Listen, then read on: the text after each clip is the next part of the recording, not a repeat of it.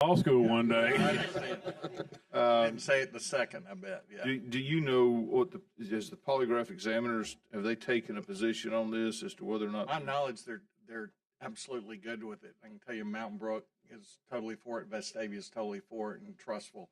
I don't know other police jurisdictions, but it's an instrument they use as they interview candidates to become officers for their departments. It has nothing to do with criminals that are arrested or anything else. It's simply another tool in the tool belt in their hiring process. Yeah, the reason I asked that is not the reason, but the reason this is of some interest. My daddy no longer does polygraphs, but for years and years, after he retired from law enforcement, he ran those. And folks say they don't work. I can assure you, as a young man, whenever he said, "Come on over here and let me put you on this," he was joking, I think, but it made me nervous every time. So I never did get on there. So anyway, we'll follow up with some questions maybe with Representative Faulkner. Thank you.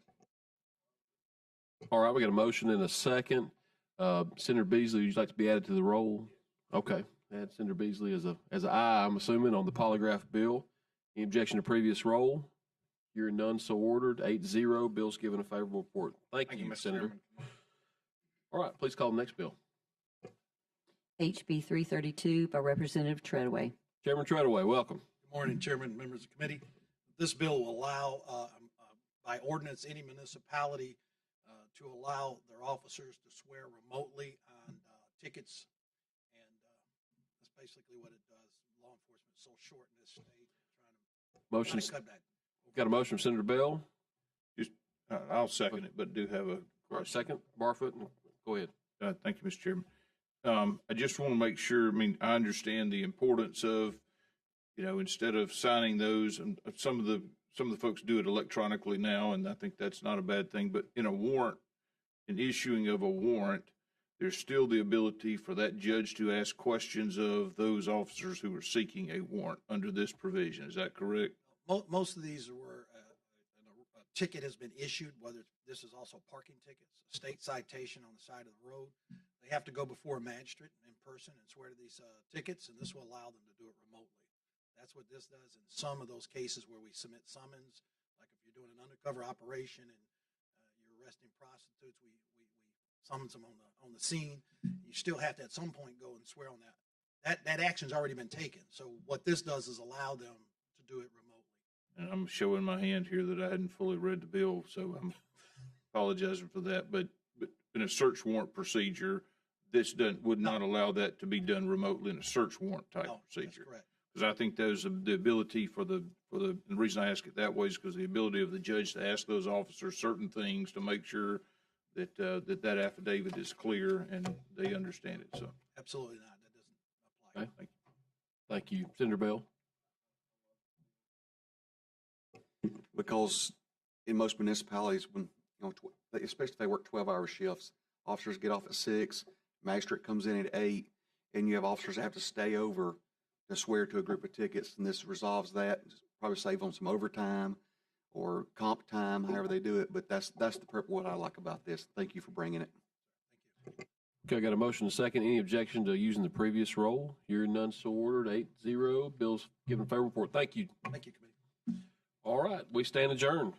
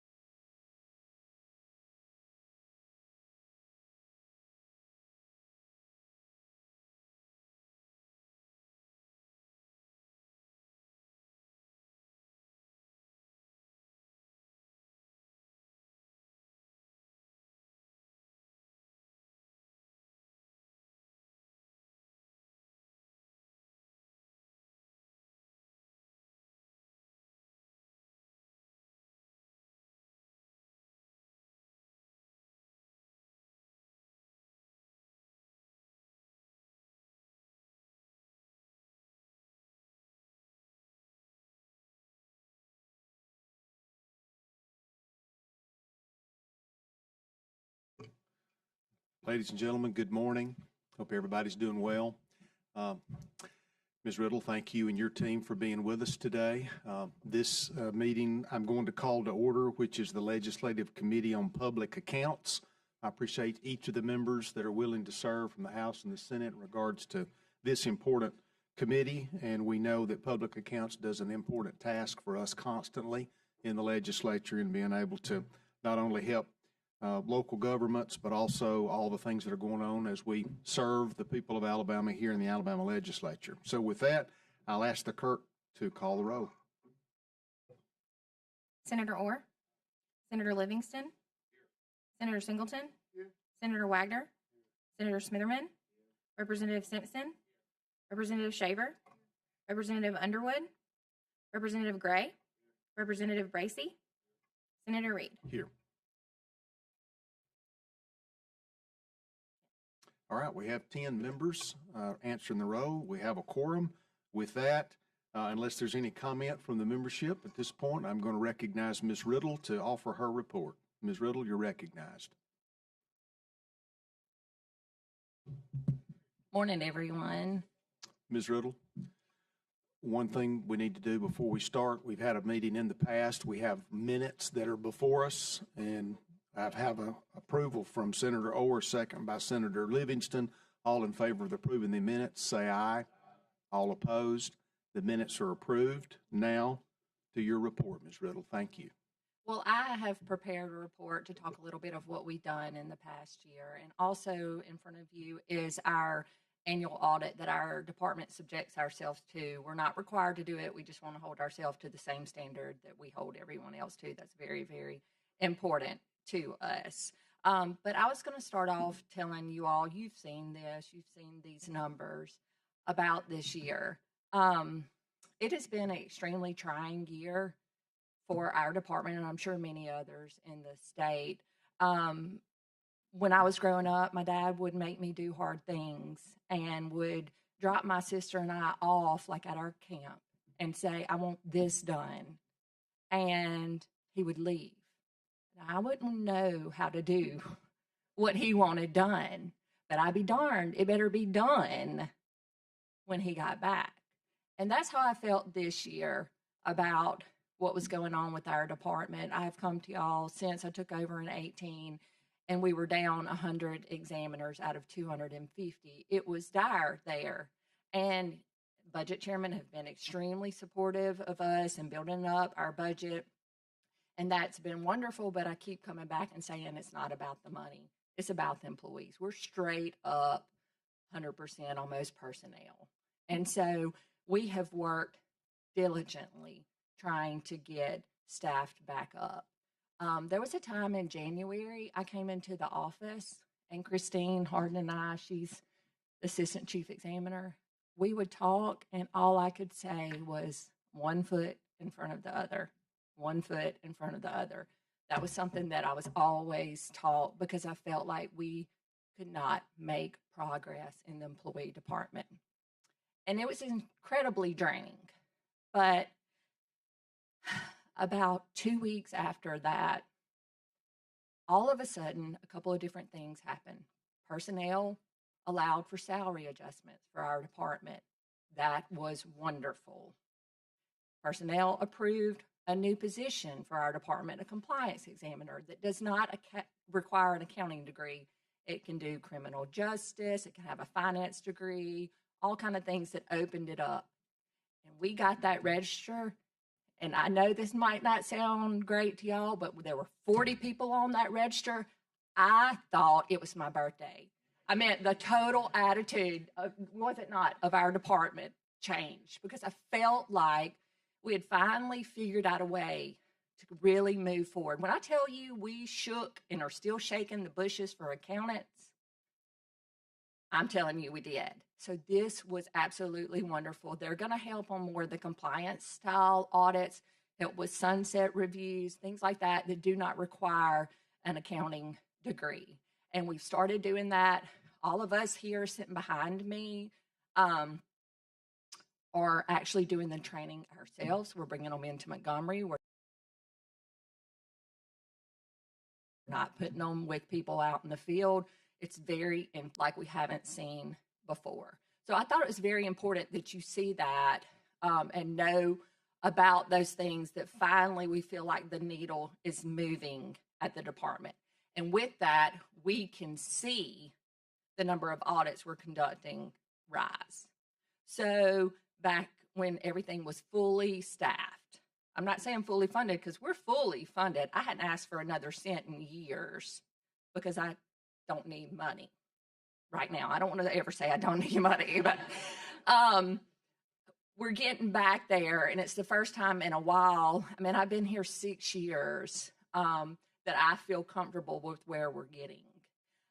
We are projected to be almost fully staffed within the next year, and that's going to be wonderful. Obviously, it's going to take a couple years after that to get people fully trained, but I have hope now on this front because when I tell you our phone rings off the hook from citizens, elected officials, local elected officials, teachers, everyone saying, hey, this is going on.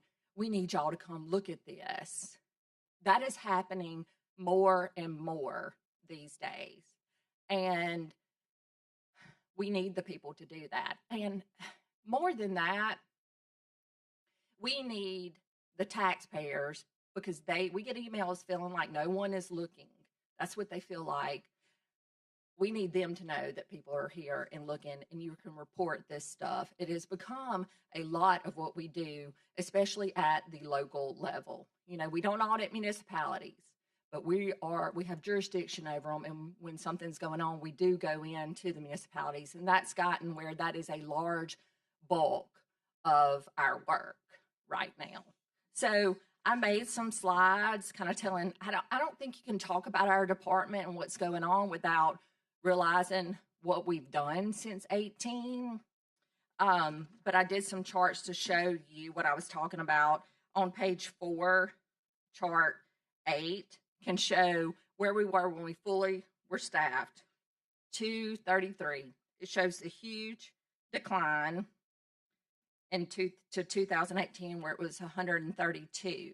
So we lost 100 examiners that are out in all 67 counties.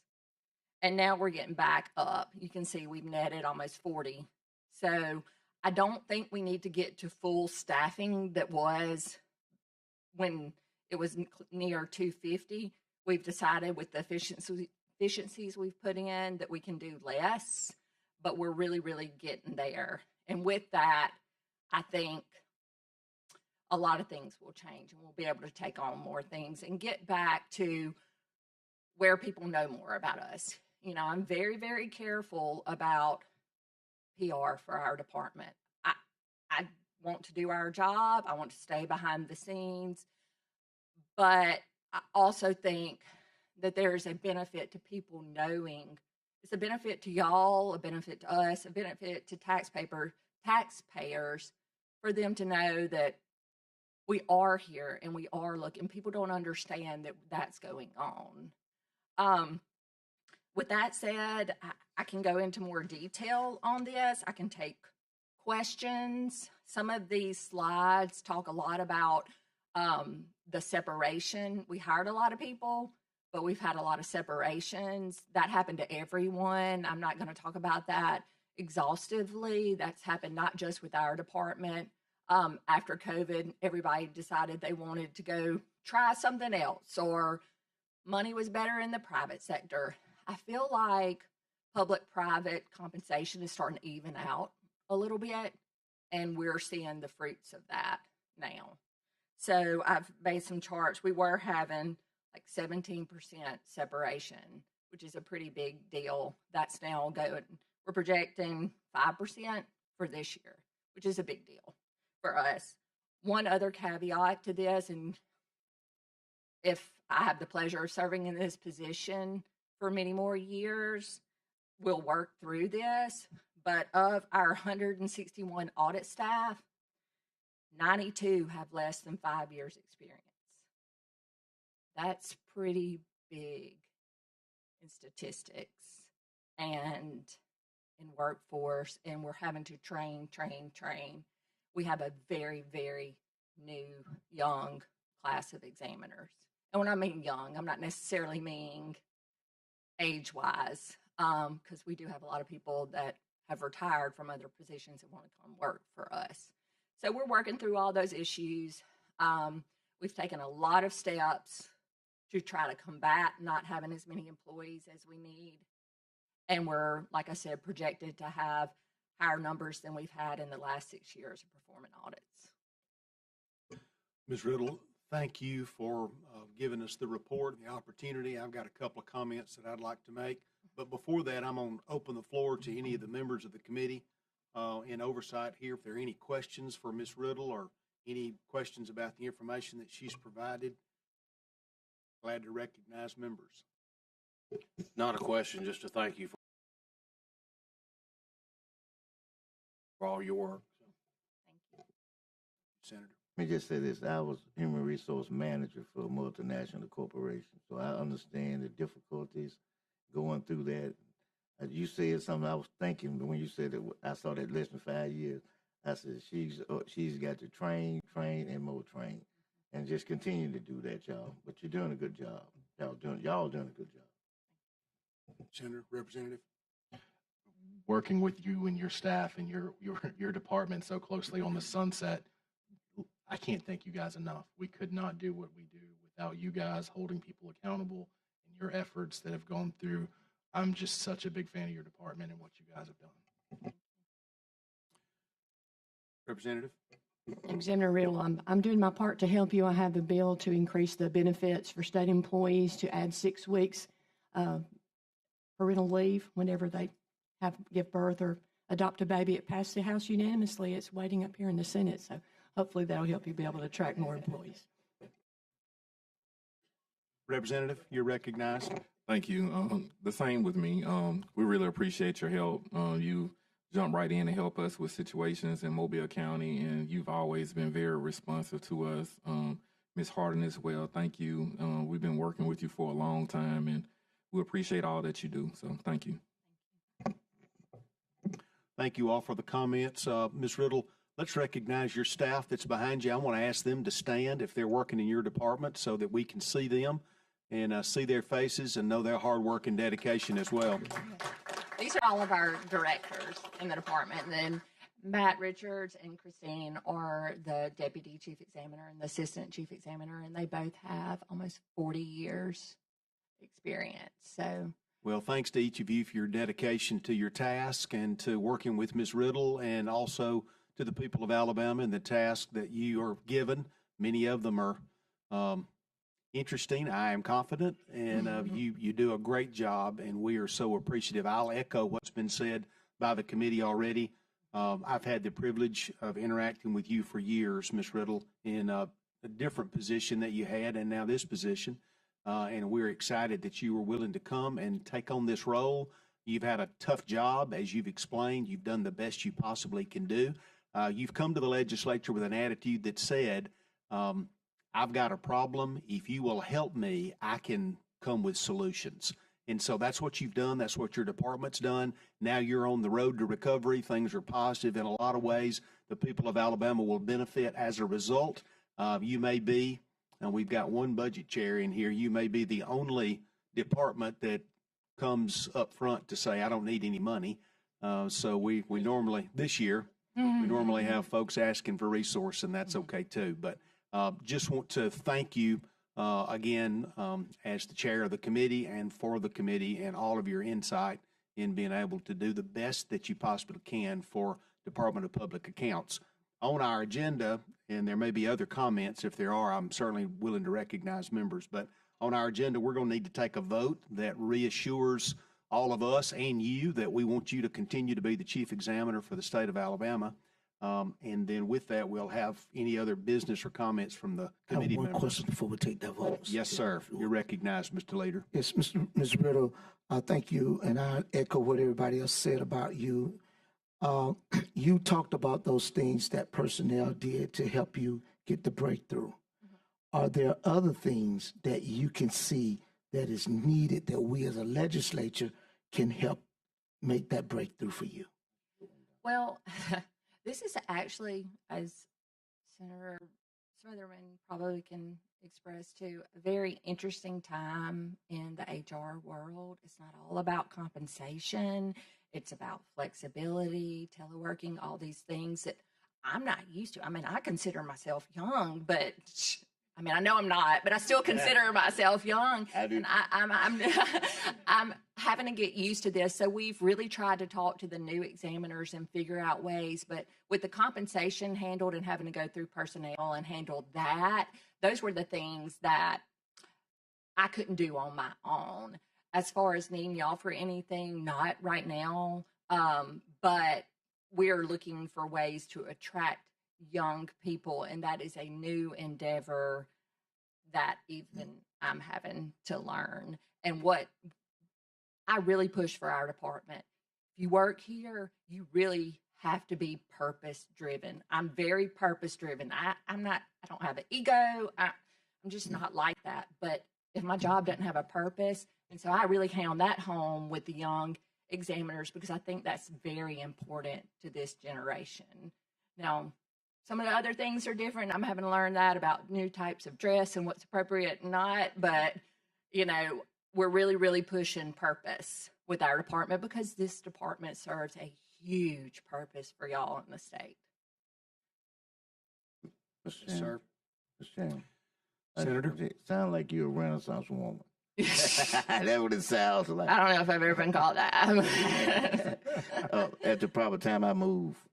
Motion. Unless there's other comments, I think it's the proper time. So So we've got a moved. motion by the senator, second by the two leaders.